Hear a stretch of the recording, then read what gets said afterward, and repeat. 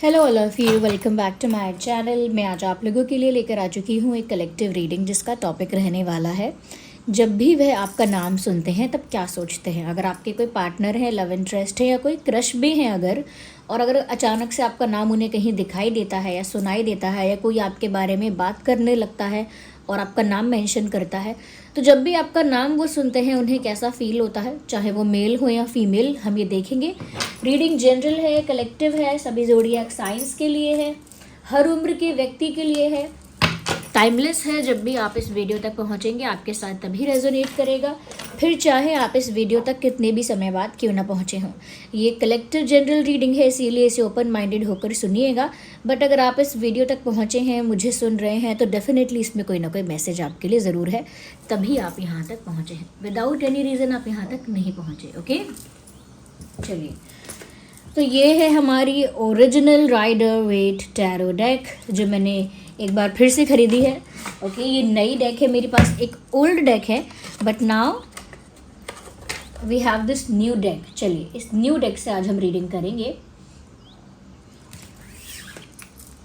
Okay, तो चलिए देखते हैं कि जब भी वह आपका नाम सुनते हैं तब क्या सोचते हैं। आप अपने पार्टनर के बारे में सोचिएगा, अपने लव इंटरेस्ट के बारे में सोचिएगा, उनका नाम लेकर या उनका फेस इमेजिन करके कहीं ना कहीं उनके एनर्जी के साथ कनेक्ट करने की कोशिश कीजिए। और मेरे ऊपर भी एज अ टैरो रीडर मेरे ऊपर ट्रस्ट करिए कि मैं वो चैनलिंग आपके लिए कर पाऊँ। ओके, और पेशेंस रखिए, कंफर्टेबल होकर रीडिंग देखिए। ओके व्यूअर्स, तो देखते हैं कि जब भी वह आपका नाम सुनते हैं कैसा महसूस करते हैं, क्या सोचते हैं या क्या सोचती हैं। जब भी आपका नाम सुनते हैं या सुनती हैं, मन में क्या विचार आता है। Universe please tell us.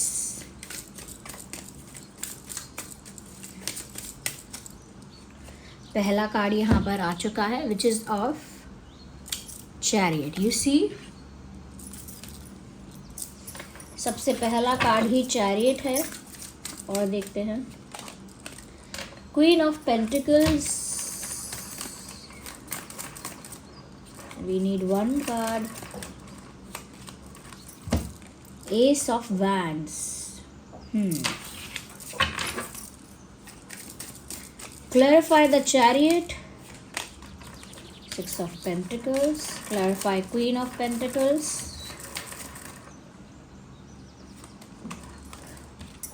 King of Swords and clarify Ace of Wands.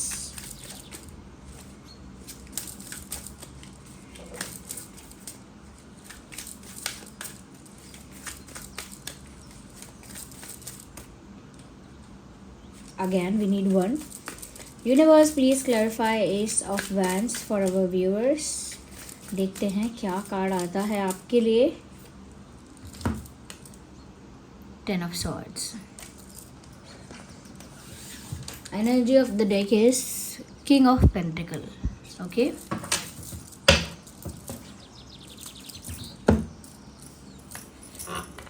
चलो अरेंज कर लेती हूँ अच्छे से पहले।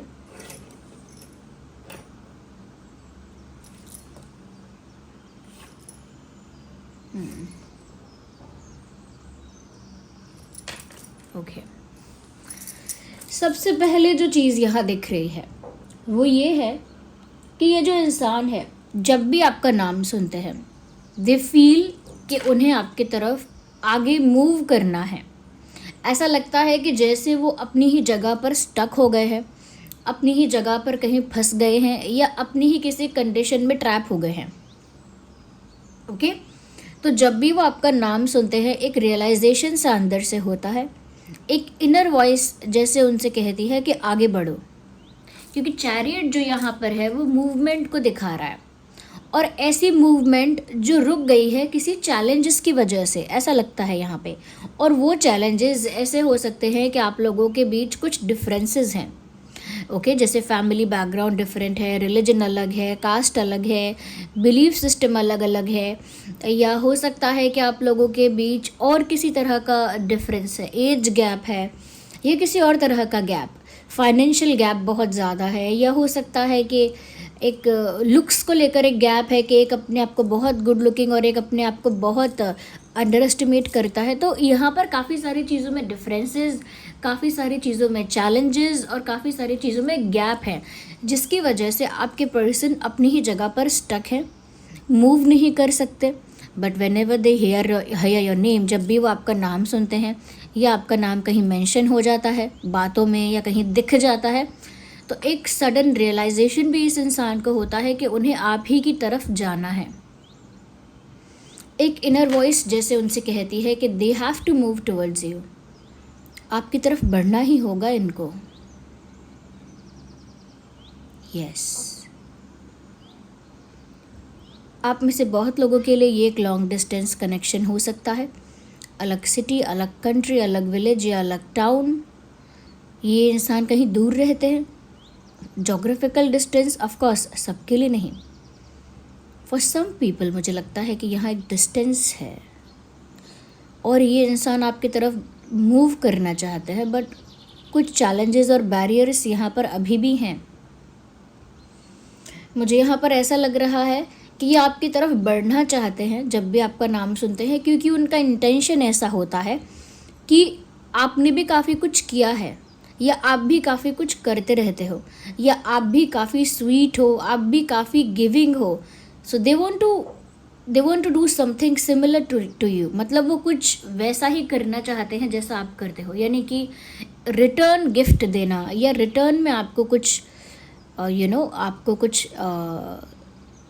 प्यार और केयर सर्व करना रिटर्न में। क्योंकि ऐसा लगता है व्यूअर्स, आपने एफर्ट्स लिए हैं, आपने काफ़ी कोशिशें की हैं, आपने काफ़ी प्रयास किया है और अब ये चाहते हैं कि ये भी इक्वल प्रयास, इक्वल कोशिशें, इक्वल एफर्ट आपके लिए लें। यानी कि वो चाहते हैं कि आप जो डिज़र्व करते हो वो भी आपको रिटर्न में दे पाएँ।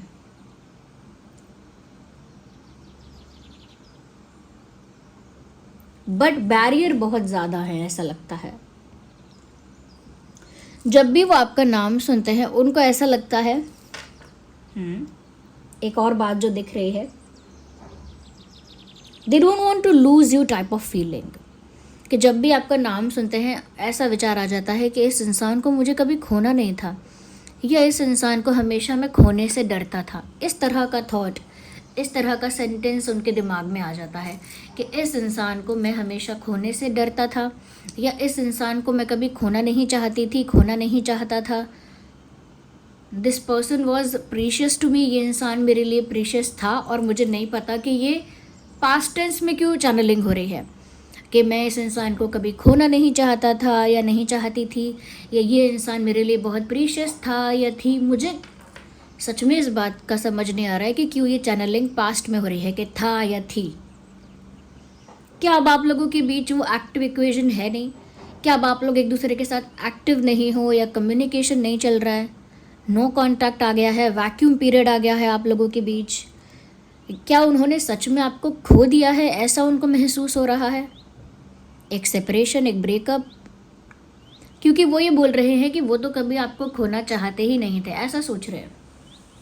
ओके, वो आपको कभी खोना नहीं चाहते थे या वो आपको कभी कह सकते हैं कि कभी भी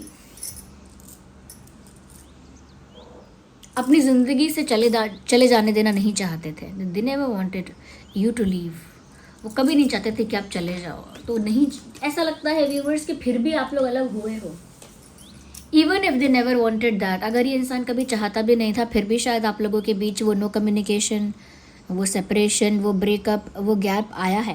और अगर ये इंसान कोई क्रश है आपको और बहुत टाइम से आपका इनसे कोई कनेक्शन ज़्यादा बन ही नहीं पाया है, अभी तक ये आपके क्रश हैं, तो भी मुझे लगता है somewhere they wanted to make a equation with you. ये इंसान कहीं ना कहीं अंदर से चाहता था या चाहती थी कि आपके साथ उसकी एक इक्वेशन बने, एक कनेक्शन बने, लेकिन आई थिंक ऐसा हुआ नहीं, अब तक नहीं हुआ एटलीस्ट। तो ये ऐसा भी सोचते हैं व्यूवर्स कि आप उनके लिए प्रीशियस थे, आपको खोना नहीं चाहते थे वो कभी, और वो इसीलिए ऐसा सोचते हैं क्योंकि उनको यहाँ पर ऐसा लग रहा है कि जैसे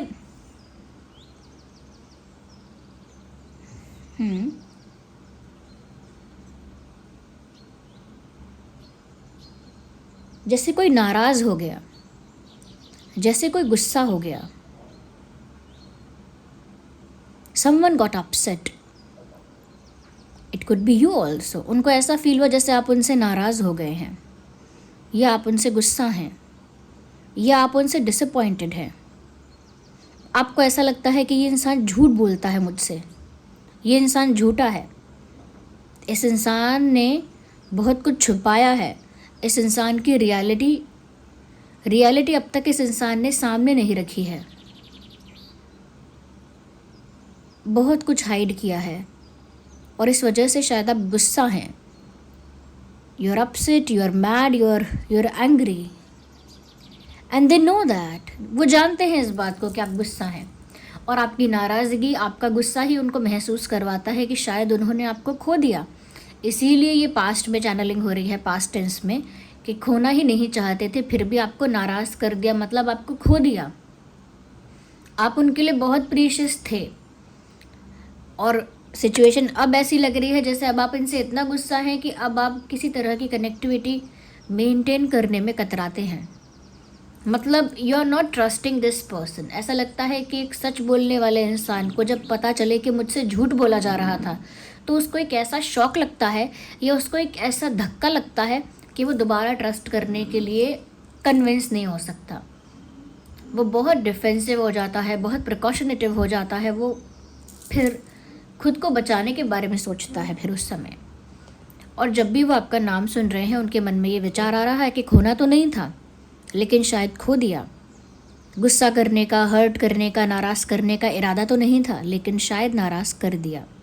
और ये बात शायद आपके ईगो की है भी नहीं कि आपके ईगो को हर्ट हुआ है, नहीं, because you are the person who is very honest. आप एक ऐसे इंसान यहाँ नज़र आ रहे हैं इनकी नज़रों में भी, जो ऑनेस्ट इंसान है, स्ट्रेट फॉरवर्ड इंसान है। और जो इंसान बहुत ऑनेस्ट है, स्ट्रेट फॉरवर्ड है, अगर उसके साथ कोई कुछ ऐसा करोगे, सीक्रेसी रखोगे या ऐसी चीज़ें करोगे, तो वो इंसान सच में नाराज़ ही होगा। अगर आप ऐसा कर ही रहे हैं तो कुछ गलत नहीं कर रहे हैं, और ये भी इंसान ये बात जानती है या जानता है। इसीलिए आपका नाम सुनते हैं तो ऐसा भी फील होता है कि जैसे आप नाराज़ हो, जैसे आप गुस्सा हो। अब तक आप गुस्सा हो, अब तक आप अपसेट हो, अब तक आप नाराज़ हो, ये बात उन्हें याद आ जाती है जब भी वो आपका नाम सुनती हैं या सुनते हैं। It feels like that.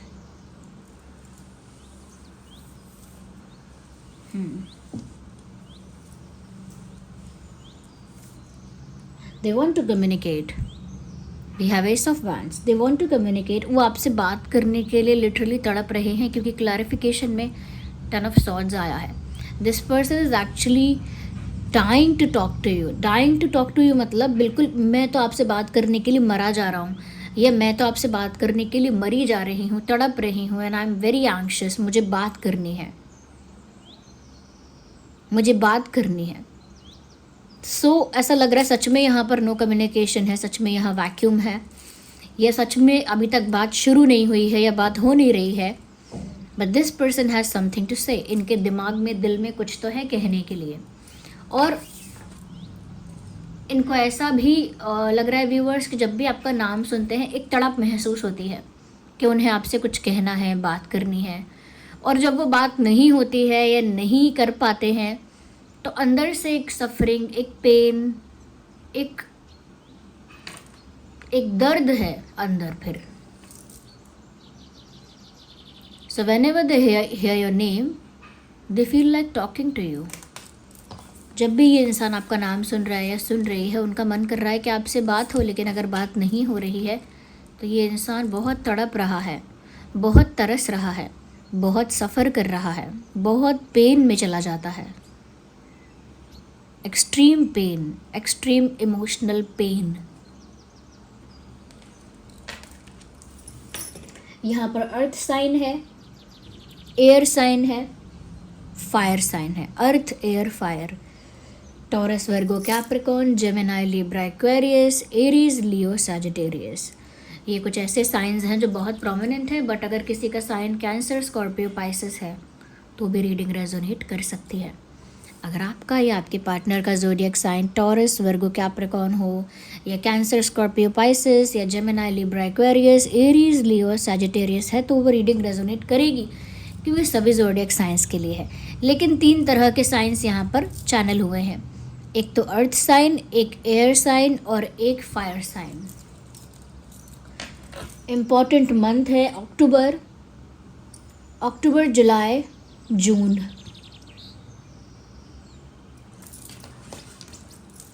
Energy of the deck was king of pentacles. They want stability. ये जो कनेक्शन है आपका बड़ा ही कॉम्प्लिकेटेड सा, बड़ा ही अनईजी सा कनेक्शन है। और जब भी वो ये सब सोच रहे हैं, आपका नाम सुन रहे हैं, कंक्लूजन ये रहता है उनके दिमाग में कि उन्हें इस रिश्ते में स्टेबिलिटी की उम्मीद है अभी भी। और ये भी अर्थ साइन है और उनको स्टेबिलिटी की अभी भी उम्मीद है। यस, तो June, July and October important month past में रहा है या आगे रहेगा।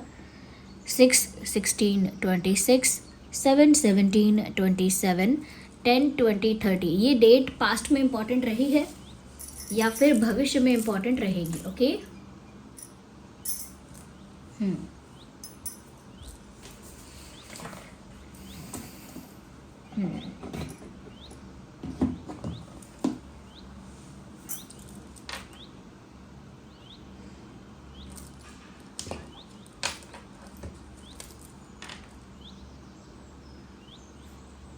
imagination. This person is daydreaming about you. They think a lot about you. They fantasize a lot about you. Daydreaming करना, fantasize करना, that's what they're doing. Universe. But they have feelings for you. अगर separation है, gap है, no communication है, vacuum, फिर भी they have this love for you. उनके दिल में ये प्यार फिर भी आपके लिए है।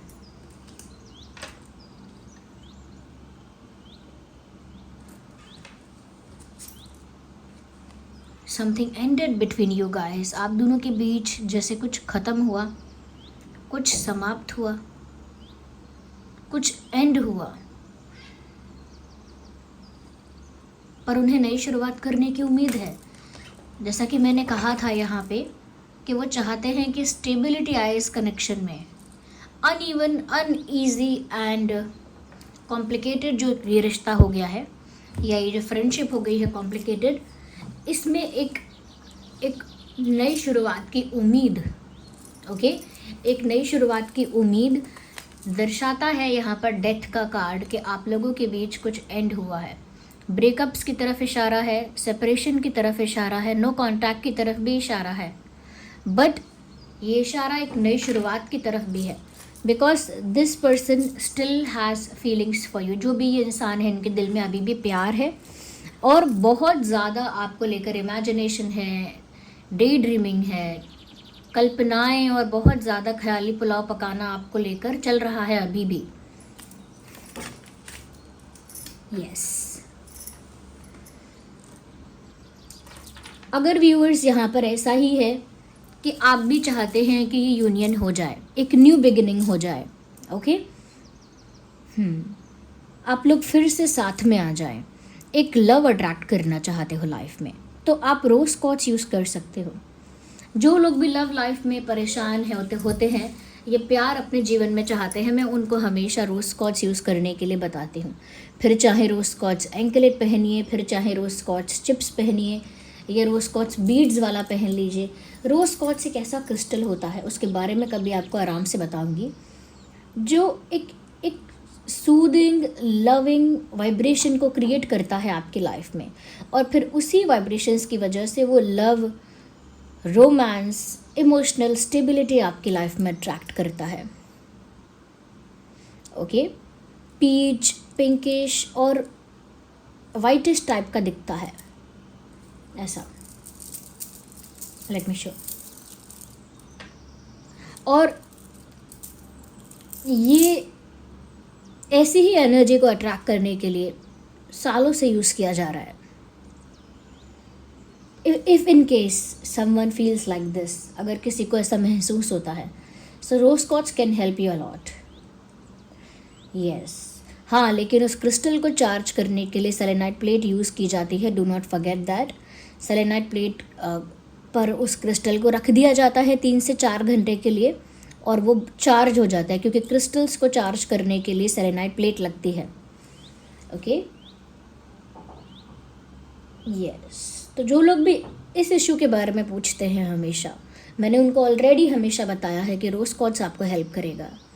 जो लोग सच में इस चीज़ से परेशान हैं उनके लिए लिंक है डिस्क्रिप्शन में। रोज़ क्वार्ट्ज चिप्स है, रोज़ क्वार्ट्ज एंकलेट है, रोज़ क्वार्ट्ज बीड्स है। लड़के तो रोज़ क्वार्ट्ज बीड्स भी पहन सकते हैं, अगर आप पुरुष हैं तो आप रोज़ क्वार्ट्ज बीड्स भी पहन सकते हैं, लेफ्ट में पहना जाएगा।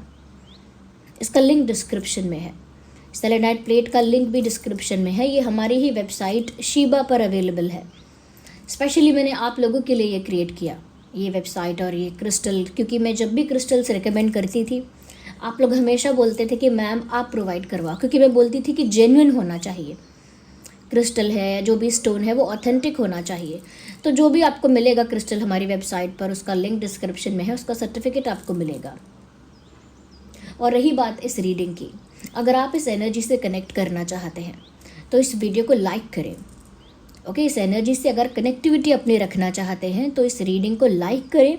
इस वीडियो को लाइक करके साथ ही साथ कमेंट में इस रीडिंग को क्लेम करें। यस, क्योंकि ये इंसान अभी भी प्यार में है। तो आप ये लिख दीजिए, I claim this love. Okay, आप सभी रीडिंग को क्लेम करिए, कमेंट में लिखिए आई क्लेम दिस लव। मैं इस प्यार को क्लेम करता हूँ, करती हूँ। आई क्लेम दिस लव करके रीडिंग में कमेंट्स में लिखिए। यूनिवर्स को ग्रैटिट्यूड शो कीजिए, यानी कि कमेंट्स में थैंक यू लिखिए यूनिवर्स को, डिवाइन स्पिरिट्स को थैंक यू लिखिए। ओके, सब्सक्राइब करिए ड्रीम टैरो चैनल को और जुड़ जाइए मेरी एनर्जी के साथ, मेरी ऊर्जा के साथ, क्योंकि जब आप मेरे साथ एक कनेक्टिविटी मेंटेन करेंगे तो मेरे लिए बहुत आसान होगा आपके लिए चैनलिंग कर पाना।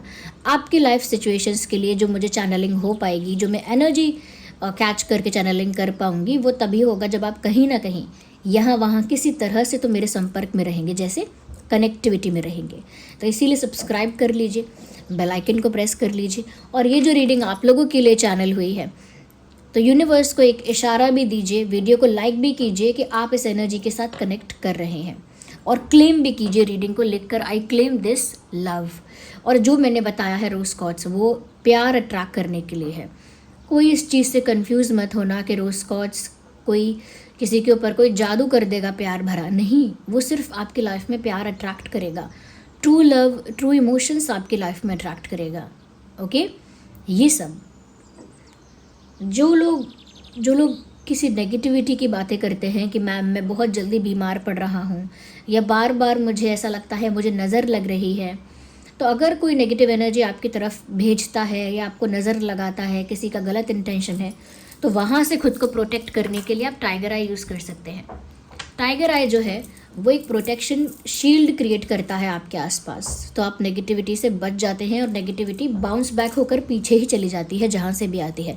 लेकिन टाइगर आई आपको राइट में पहनना है, चाहे टाइगर आई एंकलेट, टाइगर आई चिप्स, उसका लिंक डिस्क्रिप्शन में मिल जाएगा, डोंट वरी। एंकलेट, चिप्स या फिर ये बीड्स वाला, ये आपको राइट में ही पहनना है। सेलेनाइट प्लेट से ये भी चार्ज होगा। और जो आजकल एक मेन बात आ रही है, सब पूछ रहे हैं कि रिस्पेक्ट के लिए क्या करें। ओके, कोई हमें बहुत रिस्पेक्ट करे, बहुत रिकॉग्नाइज करे, हमारा बहुत सम्मान करे, ओके, हमको बहुत डिग्निफाइड पर्सन समझे और हमारा मान सम्मान बढ़े। ओके, तो अगर आप चाहते हैं कि आपको ज़्यादातर लोग रिस्पेक्ट करें और आपकी रिस्पेक्ट समाज में लोगों के बीच बढ़े, आपका सम्मान बढ़ने लगे, आपकी वैल्यू ऐसे बढ़े जैसे आपको बहुत डिग्निफाइड और बहुत ज़्यादा रिस्पेक्टेबल समझा जाए, तो रिस्पेक्ट अट्रैक्ट करने के लिए सनस्टोन आप यूज़ कर सकते हैं। सनस्टोन ब्रेसलेट का लिंक डिस्क्रिप्शन में है, और वो क्योंकि वो इसीलिए भी बेनिफिशियल हो सकता है इस साल अगर आप पहनेंगे उसे, क्योंकि ये जो साल है 2026, इसका नंबर भी है 1 और सन का नंबर भी 1 होता है। तो अगर आप इसी साल सनस्टोन पहनेंगे तो इसका डबल बेनिफिट आपको मिलेगा, डबल वो आपके लिए फ़ायदा करेगा। जैसे रिकॉग्निशन बहुत ज़्यादा, रिस्पेक्ट बहुत ज़्यादा, वैल्यू एकदम ज़्यादा बढ़ जाएगी, अचानक लोग आपको ज़्यादा रिस्पेक्ट करने लगेंगे, ज़्यादा कह सकते हैं कि ज़्यादा आपको एक ऐसी पर्सनालिटी मानने लगेंगे जो बहुत रिस्पेक्टेबल है, जिसकी सेल्फ एस्टीम बहुत हाई है, जो सेल्फ रिस्पेक्टिंग बहुत ज़्यादा है। ओके, और ऑटोमेटिकली आप वो रिस्पेक्ट अट्रैक्ट करेंगे। वो रिस्पेक्ट अट्रैक्ट करेंगे, वो रिकॉग्निशन अट्रैक्ट करेंगे, इवन कमांड करेंगे जब आप सनस्टोन पहनेंगे। तो सनस्टोन तो एस्ट्रोलॉजर्स भी बहुत लोगों को रिकमेंड करते हैं उनका सूर्य बढ़ाने के लिए, क्योंकि वो इंटेलिजेंस को अट्रैक्ट करता है, शार्पनेस को अट्रैक्ट करता है, क्लैरिटी को अट्रैक्ट करता है, अबंडेंस को भी अट्रैक्ट करता है। और वो इस ईयर में पहना जाता है जो सन का ईयर होता है, जैसे 2026 है नंबर 1, तो वो और डबल बेनिफिट्स आपकी लाइफ में अट्रैक्ट करता है। तो सनस्टोन जो है उसका लिंक भी डिस्क्रिप्शन में है। ओके, ये जिसने मांगा था उन लोगों के लिए, क्योंकि पूछ रहे थे सनस्टोन क्या है, तो मैंने वो सब आपको बता दिया है और उसका लिंक भी डिस्क्रिप्शन में प्रोवाइड करवाया है। ओके, उसकी ऑथेंटिसिटी का आपको कार्ड भी मिलेगा। Bye bye, take care.